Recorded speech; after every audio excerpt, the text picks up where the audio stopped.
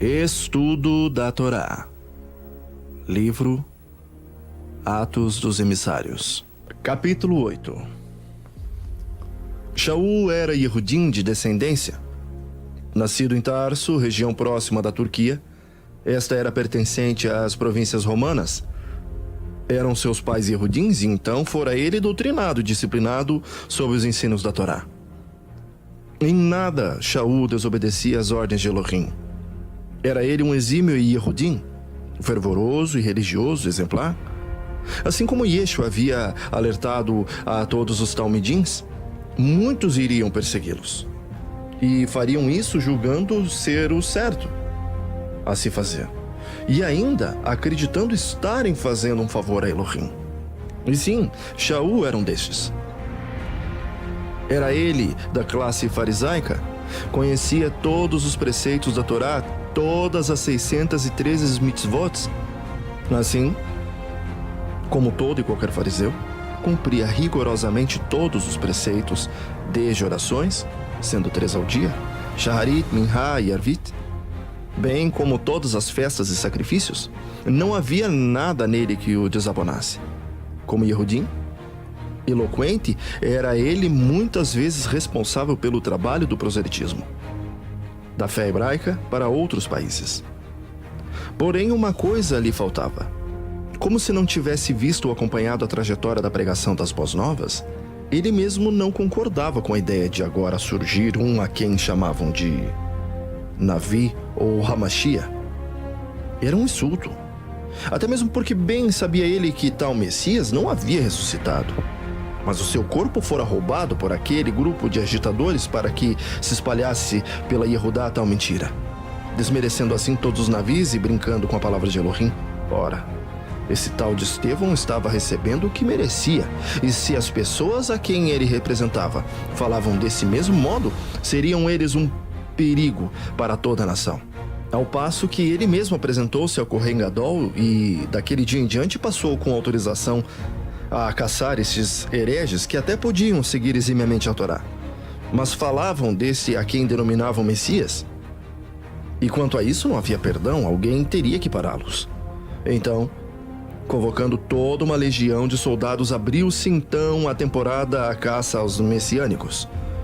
Assim eram chamados, pois assim como sabemos, os Yehudins são Yehudins. E sua religião é judaica. Porém, assim como outras religiões, ela também possui denominações. Dentre elas, as denominações mais significantes eram a farisaica e os dos saduceus. Porém, havia também as dos nacionalistas, também conhecida como zelotes. Pelo zelo para com a nação, eram libertários, políticos e, por fim, a denominação essênia, que se tratavam de um grupo mais espiritualista e menos fundamentalista, do qual hoje temos confirmados vieram Yohanan, o imersor, e Yeshua. Porém, após a sua morte e ressurreição, agora surgia uma nova denominação, a denominação messiânica. Esta cria e defendia os estatutos da Torá, porém também o testemunho de Yeshua HaMashiach. Esta fora considerada uma seita perigosíssima para o bem da nação, então devendo ser caçada e exterminada. E assim tentou-se fazer, pois o próprio Shaul os caçava e entrava em todas as casas de Yehudá, e em todas entrava em busca das pessoas que professassem a Yeshua como Messias. Então alguns ele matava e a outros lançava na prisão. Era ferrenho e impiedoso. Mas ao fazer isso, um tiro no próprio pé ele deu. Pois os que eram espalhados iam para outras regiões e, ao invés de esconderem-se, pregavam a respeito das boas novas do reino. Um caso destes fora o de Felipe, não um emissário, mas um dos escolhidos para administrar o grupo.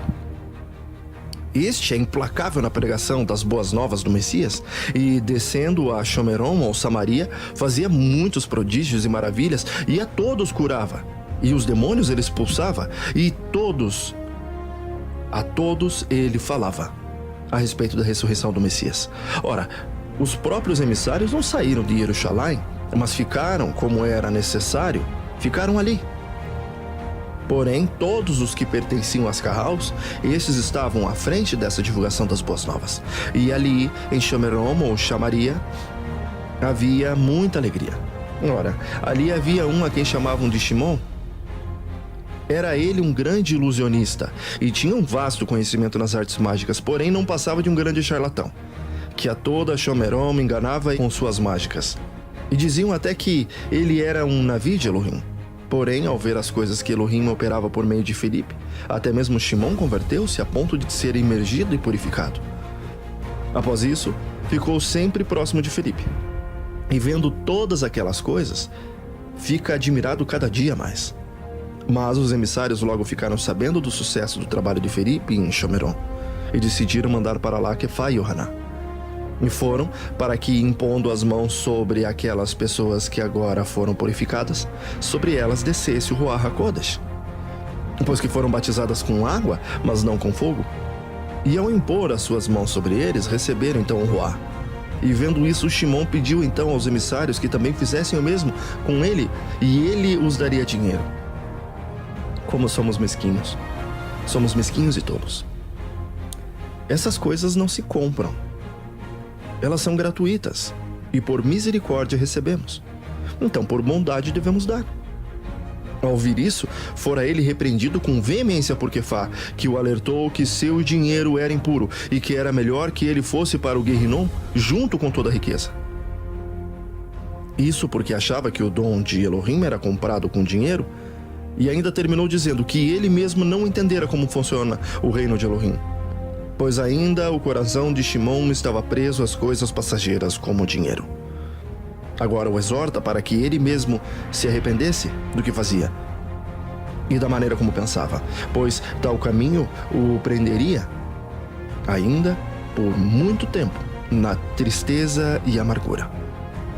Ao ouvir tais palavras, Shimon entende e, não achando-se digno, pede Yohanan e a Kefá que por ele orasse, pois eles mesmos tinham melhores condições para rogar a sua pobre alma.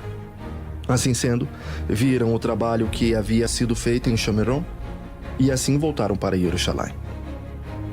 O Melahim de Adonai agora vem até Felipe.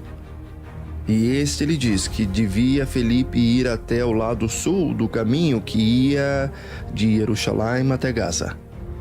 Ora, o mais incrível é que Felipe não fora para lá, nem andando e nem voando, mas fora transportado.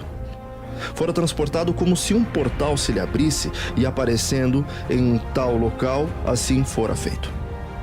Nesse caminho, seguia um alto funcionário do reino da Etiópia, que era regido por Candace. Este era superintendente de todos os tesouros e, como sendo um prosélito convertido aos Yehudins, a palavra mesmo não diz o seu nome, mas possivelmente fosse ele Marco, o escritor da primeira obra literária das Boas Novas. Fora ele a Jerusalém para adorar Hashem. Ora, enquanto voltava para a Etiópia, lia o livro do Navi Yeshayahu, ou Isaías. O próprio Ruach havia dito a Felipe para que se aproximasse da carruagem, e ali ele pergunta ao etíope se este entendia o que lia, ao passo de que o etíope responde: mas como é que eu vou entender se ninguém me explica? Ele lia o capítulo 54, versos 7 e 8. Felipe então pergunta se podia subir com ele na carruagem, e com um sinal positivo, então sobe e começa. Felipe começa agora a explicar todo o testemunho da vida e morte e ressurreição de Yeshua, e de como for assunto ao céu, e como retornará. Ao ouvir tais palavras, então o etíope pede para que seja imerso e purificado para que pudesse receber o Ruach. E assim se fez, e assim ele o fez. Assim Felipe foi de novo teletransportado para Azoto. E ali continuou seu trabalho, pregando a boa nova em todas as cidades, até chegar a Cesareia.